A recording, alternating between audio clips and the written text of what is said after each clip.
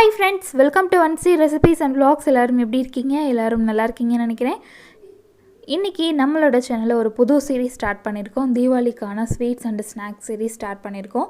அதில் ஃபர்ஸ்ட் ரெசிபியா தேங்காய் பர்ஃபி எப்படி செய்யறதுன்னு பார்க்க போகிறோம். இந்த ரெசிபி எப்படி செய்யறதுன்னு பார்க்குறதுக்கு முன்னாடி நம்ம சேனலை இன்னும் நீங்கள் சப்ஸ்கிரைப் பண்ணல அப்படின்னா சப்ஸ்கிரைப் பண்ணிக்கோங்க.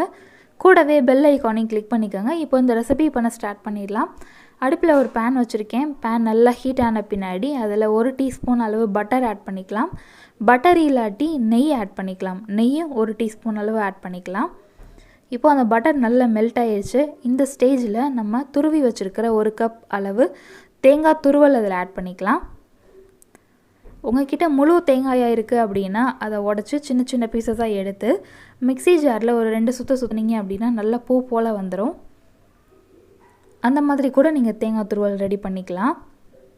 ஏன்னா நம்ம கையில் துருவுறது கொஞ்சம் கஷ்டமாக இருக்கும், கை வலிக்கும். மிக்ஸி ஜாரில் ஆட் பண்ணி தேங்காய் துருவல் எடுத்துட்டிங்க அப்படின்னா உங்களுக்கு கை வலிக்காது, வேலையும் கொஞ்சம் குறையும். இப்போ கொஞ்சம் நேரம் அந்த பட்டரில் அந்த தேங்காய் பூவை நல்லா ஃப்ரை பண்ணி ஒரு பிளேட்டில் எடுத்து வச்சுக்கலாம். ரொம்ப ஃப்ரை பண்ணணும்னு இல்லை, லைட்டாக ஃப்ரை பண்ணி எடுத்து வச்சா போதும். இப்போது அதே பேனில் 1 கப் அளவு சுகர் ஆட் பண்ணியிருக்கேன். இது வந்து கொஞ்சம் இனிப்பு டேஸ்ட் அதிகமாக இருக்கும். உங்களுக்கு கொஞ்சம் கம்மியாக வேணும் இல்லை ஈக்குவலாக வேணும் அப்படின்னா 3/4 கப் அல்லது 1/2 கப் அளவு சுகர் எடுத்துக்கோங்க.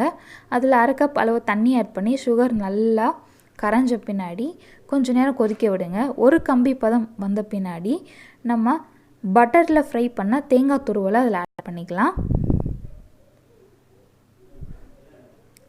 தேங்காய் பூவை இந்த மாதிரி பட்டர் அல்லது நெய்யில் கொஞ்சம் நேரம் ஃப்ரை பண்ணிவிட்டு யூஸ் பண்ணுறனால நமக்கு கொஞ்ச நாள் கெடாமல் ஒரு 2-3 நாள் எக்ஸ்ட்ராவாக வரும். ப்ளஸ் அந்த நெய் அல்லது பட்டரோட ஃப்ளேவர் அந்த தேங்காய் பூவில் இருக்கிறனால அதோட டேஸ்ட் ரொம்ப நல்லா இருக்கும். இப்போது அந்த தேங்காய் பூ அந்த சுகர் சிரப்பில் நல்லா ஊறி அந்த சுகர் சிரப்போட அளவு நல்லா குறைஞ்சி நல்லா ட்ரை ஆகணும். அது வரைக்கும் நம்ம ஃப்ரை பண்ணிக்கிட்டே இருக்கணும். இப்போது ஒரு 1/4 டீஸ்பூன் அளவு ஏலக்காய் பவுடர் ஆட் பண்ணியிருக்கேன். ஆட் பண்ணிவிட்டு அதையும் கொஞ்சம் நேரம் மிக்ஸ் பண்ணிக்கலாம். இப்போ பார்த்தீங்க அப்படின்னா முன்னாடி இருந்ததை விட இப்போது சுகர் சிரப்போட அளவு குறைஞ்சிருக்கு. இந்த டைமில் நம்ம கட் பண்ணி வச்சுருக்கிற பாதாம் பருப்பு ஆட் பண்ணிக்கலாம்.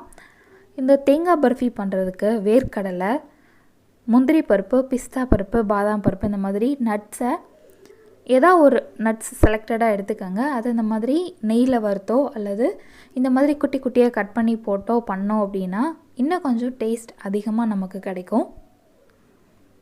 பாருங்கள், சுகர் சிரப்போட அளவு முன்னாடி இருந்ததை விட இன்னும் கொஞ்சம் குறைஞ்சே இருக்குது.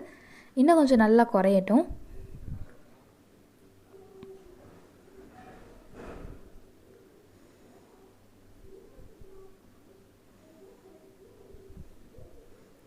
தேங்காய் பர்ஃபி பண்ணுறதுக்கு ரொம்ப நேரம் ஆகாது. ஒரு 15 அல்லது 20 மினிட்ஸில் நீங்கள் இந்த இது பண்ணிடலாம்.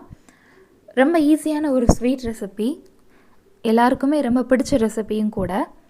இப்போ பார்த்தீங்க அப்படின்னா அந்த சுகர் சிரப்போட அளவு கம்ப்ளீட்டாக ட்ரை ஆயிடுச்சு. இந்த டைமில் ஒரு ஸ்கொயர் ஷேப் அல்லது ரெக்டாங்கிள் ஷேப் பிளேட் எடுத்துக்கோங்க. அதில் நெய் அல்லது பட்டர் நல்லா தடவி க்ரீஸ் பண்ணி வச்சுக்கோங்க. இப்போது அந்த பிளேட்டில் நம்ம தேங்காய் பர்ஃபி பண்ணோம் இல்லையா, அந்த மிக்ஸை அந்த பிளேட்டில் ஸ்ப்ரெட் பண்ணி விட்டுருங்க.